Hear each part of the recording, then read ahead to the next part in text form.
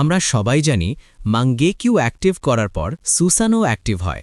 তার মধ্যে top 5 strongest Susanoo হল number 5 Itachi Uchiha Totsuka blade Susanoo. এই সুসানোর সবচেয়ে অদ্ভুত দিক হল এর তোৎসুকা ব্লেড। এই ব্লেড একবার লাগলেই শত্রু সরাসরি জেনজুৎসু ওয়ার্ল্ডে সিল হয়ে যায়, মারা যায় না, পালানোরও উপায় নেই। নাম্বার 4 শিশুই উচিহা গ্রিন সুসানো।